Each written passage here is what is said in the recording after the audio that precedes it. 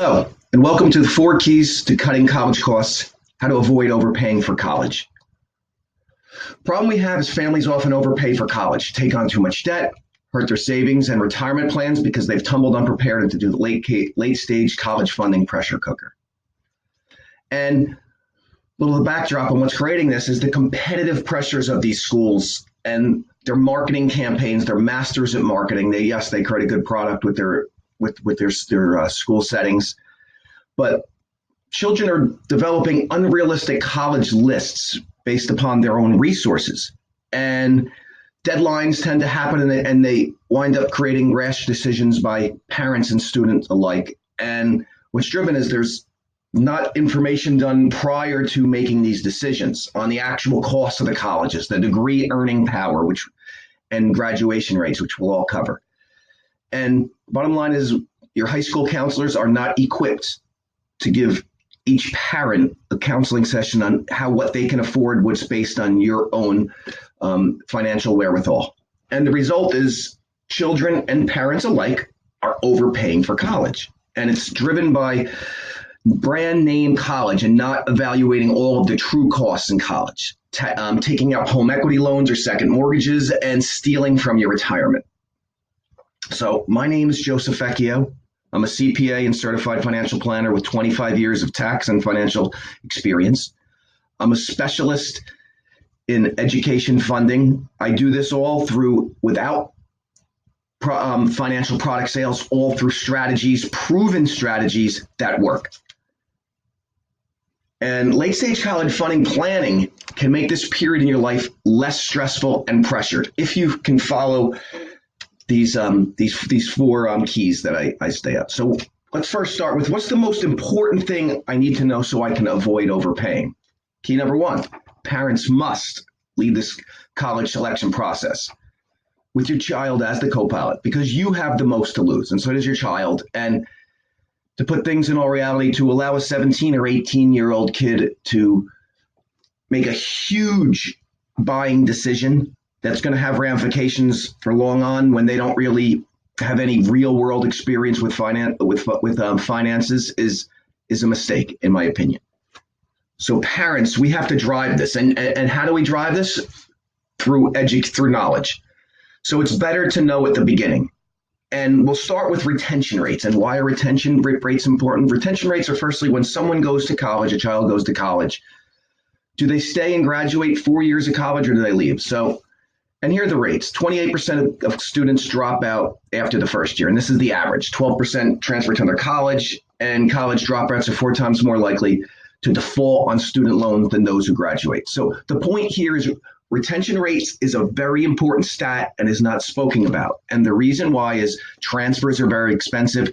A 5th year of college is very expensive, and dropping out is very expensive. And we want ideal outcomes. So we have to analyze retention rates first and foremost, because that's your first note in being in control. Is we have to analyze each school's retention rates, and we want high retention rates. The U.S. News and World Reports, a horrible publication, in my opinion. It encourages bad behavior, cheating, and admission tricks on the part of colleges. And they game the system in order to have big ratings. They use 6-year graduation rates, so they skew the numbers to make it look more favorable to the schools, and they don't measure what's important. So, and what this does is it encourages schools to favor affluent students because they have the means to pay for these schools. And the way financial aid is calculated, as we'll see, is for most people watching this, won't be able to, schools that they like that are at the top of the heap of these schools, you won't get any money from them. So the question is, can I send my child to a good school without blowing all my savings? And I say, yes, you can if you follow these strategies. Because higher education is actually a buyer's market, despite news about increased costs and higher rejection rates. Discounts are very common if you go out and look for schools. Okay, 58% of students at public universities don't pay full price, and 88% of students at private schools receive a price break. So what this tells me right here is private schools, despite them having a higher price tag, there's more money to be had there, and I'll show you how. At private colleges, the average tuition discount is in a historic high. 55% 7%. Okay, so if we were to look at the top line, the sticker price of the school would say $40,000. If there was a discount of $22,000, the real price is $17,800. So we have to, when we analyze schools, we have to analyze the net cost, what it'll be after grants and scholarships that aren't paid back. So why the price cuts? Because college is a buyer's market. Because the competitive nature of these schools are having to go about and try to, in order to attract great students like your children, they have to offer price cuts in order to incentivize them. So what are the key things to focus on in order to successfully navigate the college funding process? And here we're going to get into the nitty gritty. The price is what I call the pegs. Price, expected family contribution, graduation rate, and starting salary. Okay, so price. We're going to learn to use what's called a net price calculator to discover a school's true cost. Not the sticker price, the true cost or the net cost. Expected family contribution. When you guys get into filling out your financial aid forms, you're going to learn about this number, and that's how much the school expects you can pay. The graduation rate, percent of students, how long it takes the students to graduate and how many years. Because when we calculate, when we budget for schools, it's 4-year proposition, not a 5 or 6 years, 4 years. 5th year of lower budget. And salary, very important to know what's our potential earnings power when we graduate from these schools. So price, we're going to learn to use a net price calculator to discover a true cost. So a net price calculator provides a personal estimate of what 1 year of college will cost. So you're going to get the cost of school less grants and scholarships, which you don't have to repay, and that's the net price. And we can strategically use these net price calculators if money is an issue. If money's not an issue, then this webinar may not be here. But parents must use net price calculators before letting their children apply to any college. Now, there is a caveat here. You know, if money's an issue and the net price results are bad, they should not let their children apply. And why is that? Because if you know on the onset that the school's not affordable, why would you have your child apply there and then deal with that? Have to then, if they get in, the emotional pressures will be so great. You might say, okay, then go, and you're going to be straddled with whether the parent or the student itself is going to have some huge student loan debt, and that's what we're trying to avoid.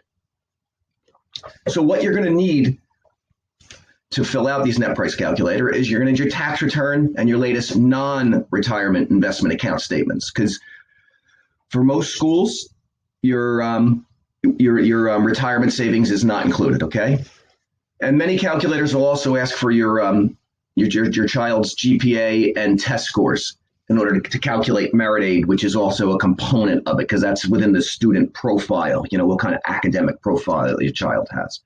So you can play detective work with this, and you can go ahead and do what if scenarios. Will home equity impact it? What about if my child gets a better test score, their grade point average goes up, and you can play with them.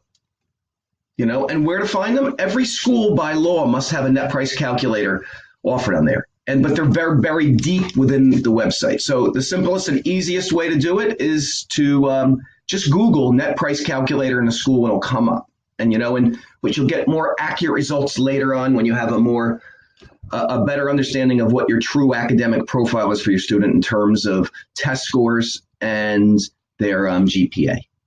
Okay. And what you need to be aware of, though, and I know this is confusing to begin with, but there are some things. There are bad net price calculators and what's under the federal template. But just know that if you answer 3 questions and it spits out a number, it's not a good calculator. The bottom line is more granular, more information. It'll take some time to fill it out. You will get a more accurate results. So if they're just asking you for 3 questions and give you a number, you can't rely on them. And a great hint here is if you see this icon when you fill out your net price calculator, that's not a good calculator. It's a cookie cutter calculator that the federal government just gave to the schools, and it's not really of much value.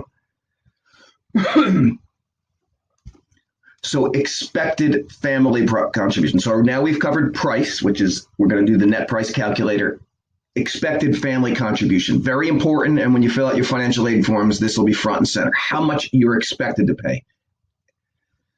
And the factors that are going to do it is basically it's going to be driven by your income. That's going to be very, very important. Your income is going to pretty much drive it. Your assets will have something, but your income is going to be the main driver of what's in this. And what I would say is when you're completing your FAFSA, your financial aid forms, complete them early. And there's two main formulas in this, and I'm not going to get too granular in this. There's a federal formula and an institutional formula. Federal formula, most schools fall within that. There's 200 schools that fall within the institutional formula, and I'm not going to overly complicate this. So I'm going to just focus on the federal formula. The institutional formula is 200 of the more elite private schools in this country that are more intrusive in terms of questions they ask. So what I say is file it early. Your best bet is the window opens October 1st. You're obviously, so the earlier you're in, the more likelihood, possibility you can get more money. So, excuse me. An expected family contribution, an EFC, is expressed in $, and 0 is the lowest. And the higher the EFC, the more you're expected to pay. Okay, so get your EFC as soon as possible. So you don't have to wait until your child's a junior or senior. If they're earlier, just get an idea of where you stand. And at the end of this, I can give you an opportunity. You can reach out to me, and I'll be happy to generate your expected family contribution for yourself, or the College Board, collegeboard.org. There's a link on there, and you can do it yourself. Okay, so I'm going to run through a couple examples to show you how this is generated. So a middle-class family with an adjusted gross income off their tax return of $55,000 and some cash and taxable accounts of $15,000. It'll come up with, and I know there's two numbers, so let's just focus on this federal methodology results.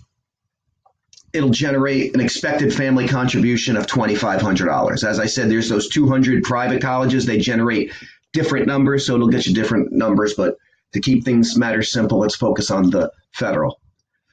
So the chances for financial aid is if they apply to a school, a private college of $60,000, it would be $60,000 less the expected family contribution. They would have a demonstrated financial need of $57,500. Now, just because you have that need doesn't mean they're going to fulfill it all. They're going to give you that much money. That means that you just have an opportunity to get that much money. And so then I'll file in based upon where your EFC is some strategies that you may take into effect. So now on a higher income family with $150,000 gross income, some cash and taxable money and home equity, the results will be different. Now you'll see the number, what the parents' contribution is expected is $31,000. Students' contribution is 0. And I'm not going to really touch on that because based upon the income and assets of a child, of your student, they'll also be expected to contribute. And you'll notice that they'll be expected to pay $31,000 per year. Now, living in New Jersey, a very high cost of living state, $150,000 does not go very far based upon taxes and cost of living and what have you. But the school is going to say that the feds are saying that you can afford to pay $31,000 out of that $150,000 a year. So now note too, with the way financial aid is calculated, if you have the number of children you have in college, you basically divide that by that number. So if there's 2 children in college, there's 31,000, roughly approximately divide that number by 2, and you'll be expected to contribute $16,000 per child. If that was 3, it would be 10,000 and so on. That's how the numbers work. So let's go into an example where there's no chance for need-based aid. So if the cost of college is $58,000 and you have a high expected family contribution of $65,000, you're expected to pay $65,000. You'll have no demonstrated financial needs. You're going to have a 0 chance of getting any award money from based upon need. Okay, so there's also chances in the middle, like that $150,000 family. There might be a chance for need-based aid and merit scholarship. Whereas the cost of school is $58,000, expected family contribution 35,000, there'll be some demonstrated financial needs. So you'll have an eligibility to get $23,000 of monies. So based upon where your expected family contribution is, you can then create strategies on what schools you'll want to apply for. If money is an issue, if you want to try to maximize the amount of money that you can get from the schools and decrease the net costs that it's going to cost yourself and your child. So if you have a small expected family contribution, like the first family that doesn't earn a lot of money, your best bets are to apply to in-state public universities, because most of those schools will meet those needs. So if you have a need, they'll give you a need. And file early. Families that tend to receive twice as much grant money from state programs and public universities that file early, and ideally October 1st. And you want to look for colleges that are generous with need-based financial aid, and I'll show you where you can find that as well. If you have a large expected family contribution, your strategies will be look at private colleges that won't give merit, that give good merit scholarships to students who don't qualify for financial aid. So regardless of how much money you make or how much assets you have, they'll give you money based upon how good of a student your child is. And you want to really ideally avoid these elite universities that provide no merit scholarships to affluent students. And the reason why is because it's an economic reason, because these schools, it doesn't matter to them that they have to give money to these people, because students are applying no matter what. They're the name brand schools. So what you see is your expected family contribution is very important. So I would say get your expected family contribution now. You can get it online, or if you need help, you could ask me, and I'd be happy to generate that for you with no cost. So now, price in the PEGs, price through net price calculators, E, expected family contribution, G, graduation rate, percent who graduate, and how many years it takes. Now, you would always think, oh, well, kids are going to graduate in 4 years. That's not the case. You have to analyze this, because these are the national averages. 33% of four-year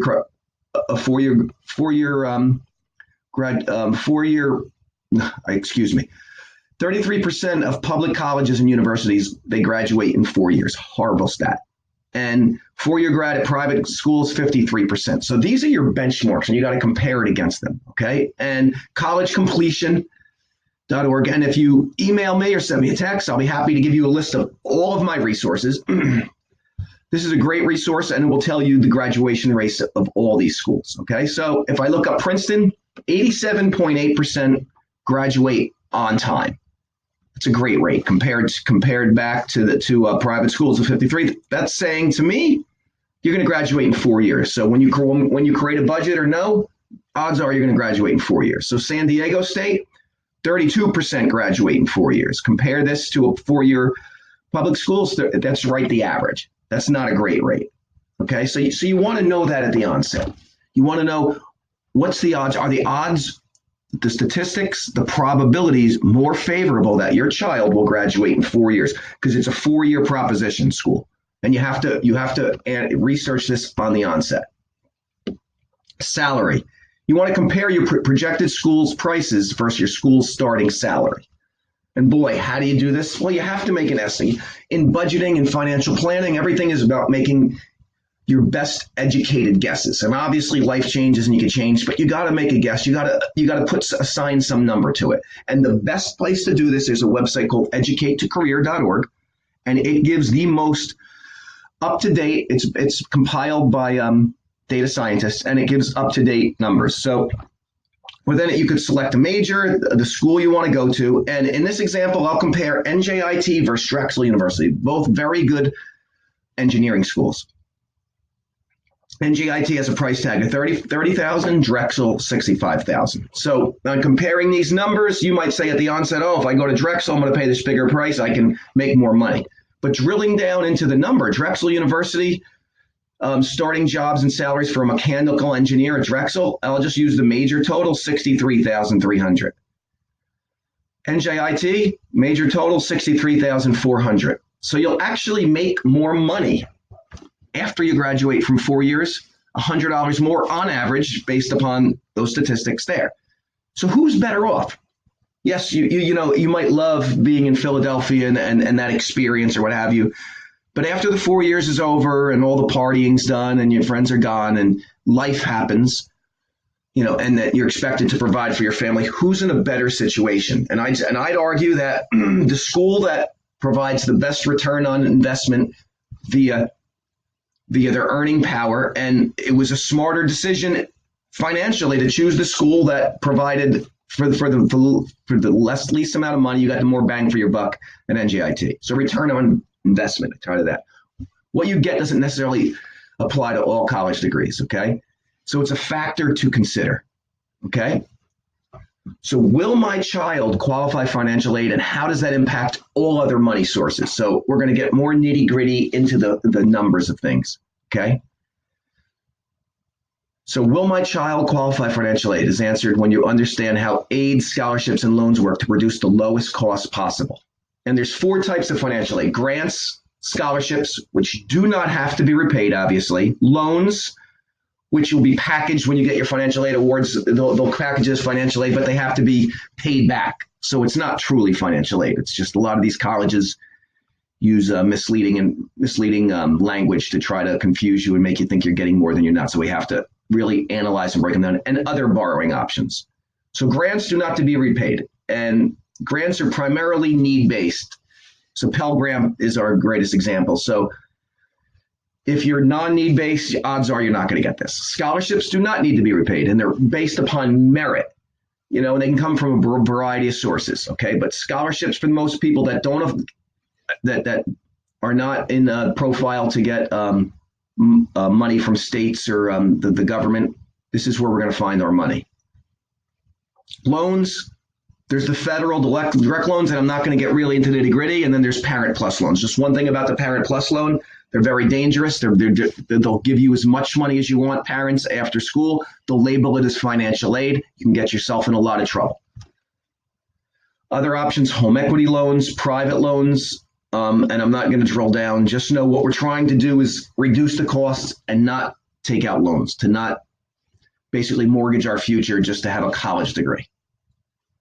So the sources of scholarship of monies is the federal government, 41%, colleges themselves, 41%, state government, 7%, and 11% private scholarships. So what does it say? If you're not a need-based candidate, if you make too much money, you're not going to get money from the federal government. So the odds are saying go to the colleges themselves. That's where the money is. Yes, then there's some private scholarships on the back end, but if you really want the money, you got to go to the colleges. So there's federal aid, tax credits are one thing, and if you phase out, there's other strategies to do that, but that's beyond the scope of this thing. Pell Grants are for lower income families. Sources of college money: states offer a lot of money, and a way to find it is just to Google the National Association of Student Financial Aid Administrators to find about what monies are available in your state. Okay, so state universities for in-state schools are often cheapest for if you're staying in state, but not necessarily. Okay, because there's some schools that are trying to recruit schools, and predominantly schools in the South want the high academic profiles of some of our students up here in New Jersey, and schools up here in the North. So they're willing to try to increase their standing. So some out-of-state public schools will offer a lot of money, and Alabama is a great example of a school that gives a lot of money to out-of-state students. State merit scholarships, those are available as well. And as you pull up scholarships, just know that most of these scholarships are for the residents of the state themselves. And then the merit scholarships can be from out of state. So there's 2 components there. But aids at private colleges, that's the biggest source of money for affluent families. This is where you need to go. If you do not qualify for financial aid, this is where you want to get the money. So price tags for schools are very expensive, but they're going to give you more money. So you really have to reconcile them. You have to figure out whatever their net price is, they're going to discount them, and that's how you're really going to figure out the net price. So you just can't discount a school because it has a high sticker price. You have to analyze it.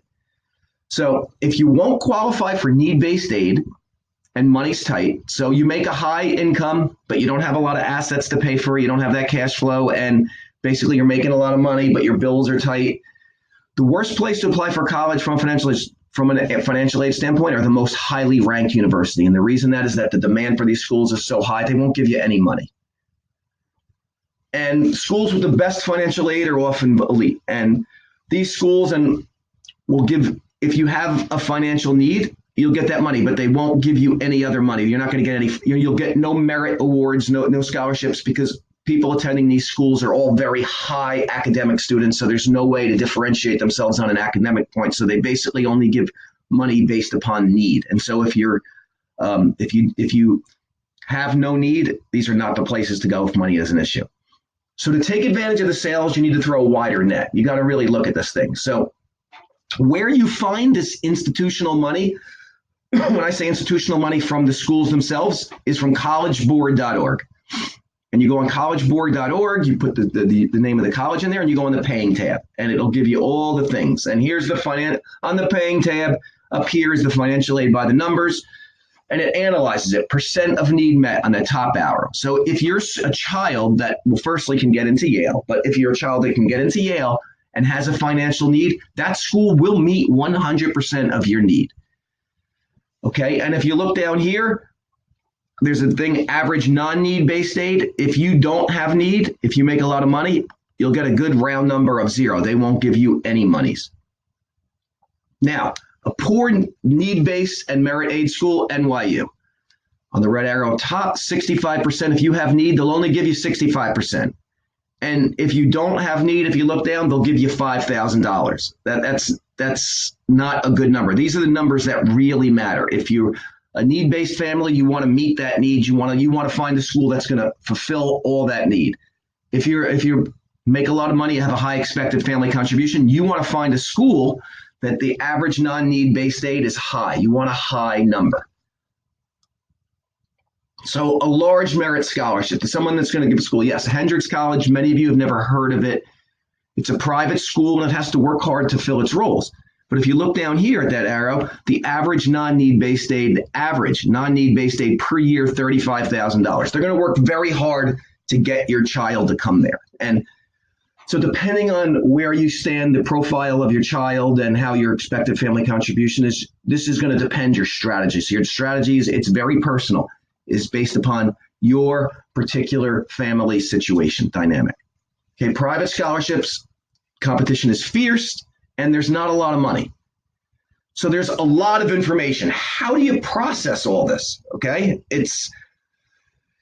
there's a lot to it, and I've covered a lot quickly, and it's very personal, and I really didn't delve all that deep into it. So once again, I'll restate the problem is that families often overpay for college, and they take on too much debt, and they hurt, and they're stealing from their retirement, and because they're not prepared. And through watching this, you're more prepared and you're more understanding of what's involved and what you need to do. So to reiterate what we've covered, parents, you must lead the college selection process. Okay, so you have to be the leader. Your child's along, but to allow an 18-year-old to make this decision is economically not wise. Higher education's actually a buyer's market because of the competitive nature, not the schools that are in U.S. News and World Reports. Some of the private schools that have to work hard to fill their roles, that's where you can find your money. And you're going to gather the pegs, the price. We're going to use the net price calculator. E, the expected family contribution, which you can get from College Board, or I can help you calculate it. I can do that for you. Graduation rate, to make sure that they're going to graduate in 4 years, and starting salary to know the return on investment of that degree. And to understand how financial aid works and get the best price, it's going to basically depend on what your particular situation is. And I know this is a lot and confusing, but if you ever need, I can help. Reach out to me. I'm happy to answer any questions. And if you need more granular information, you can schedule a consultation with me. So develop your college funding strategy by getting your EFC, your expected family contribution analysis. And you can get that from collegeboard.org or contact me, and I'd be happy to do that, complimentary just for you watching this. And because the key here is to have an ideal situation, have your child go to the best school possible with the least amount or no college debt for them and none for you. because ultimately now you want to start to you've worked hard and you want to retire. It's time for everyone to have an ideal situation. So you can meet with me for a one-on-one complimentary strategy session. I'll calculate your expected family contribution. I can, really quickly, we can discuss what schools you're going to go for and give you a brief overview of what your stands. And, we can meet virtual or online, but I appreciate the time and thank you for watching. And look for more information on college funding and other topics from me. And once again, my name is Joe Vecchio. I'm at Shore Financial Planning. I appreciate you watching this, and hopefully I'll speak with you soon. Take care.